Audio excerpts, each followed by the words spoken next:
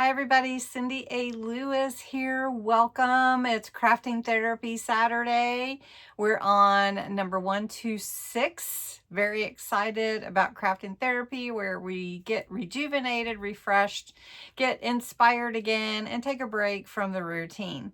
So today we are starting our real junk journal series on creating a junk journal step by step and all the fun things that we're going to do. For that, I'm using Nature's Lace, which is my new digital kit that's available on my Ko-Fi site for $3. Has 22 pages plus the cover page of some fun themed Nature's Lace. And I am thinking of it as a winter series, with the Nature's Lace being the snowflakes. So that's how I got to that title or topic. Today we're going to gut a book. So this is a Dollar Tree book, and we're going to take the pages out. Nothing against the author. The author's probably done a fine job. Haven't read this book. But I will utilize the pages, and I'm sure there are many, many, many more copies of it. So I'm going to show you how the easy way to gut a book to use as your cover for your junk journal. Then in session 2, we will cover the cover. Anyway, let's get started. Right.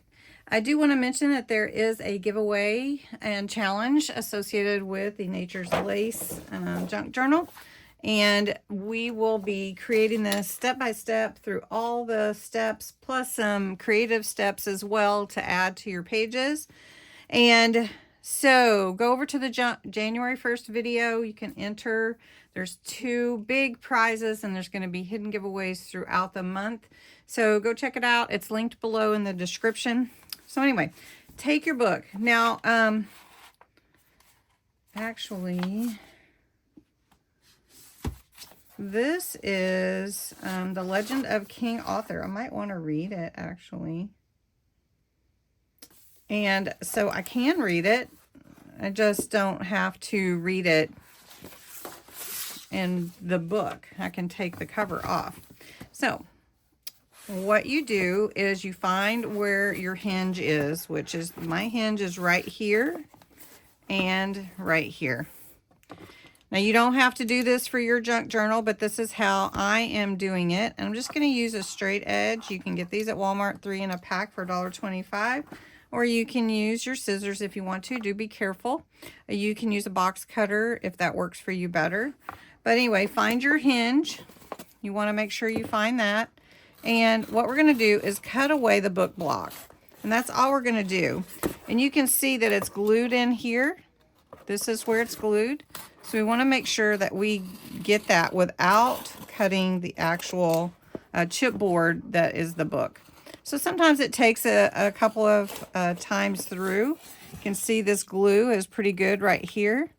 You just want to take your time and go through there to get that unstuck. And then you're going to do this side as well. And we're just going to work it slowly. And I'm just going to take my time with you. This is Crafting Therapy, so sometimes these videos are a little bit longer, but I don't anticipate this to be very long. All right, you can see how it's coming apart already. You can see how that's your book block there.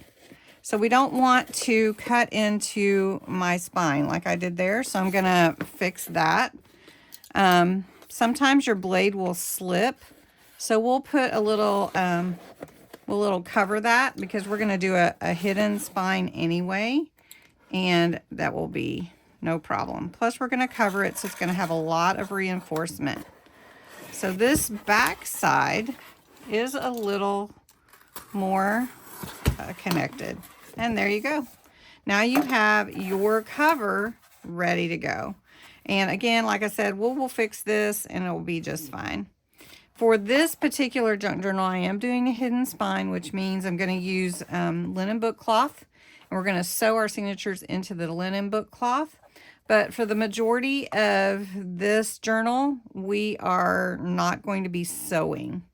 We're going to be gluing mostly.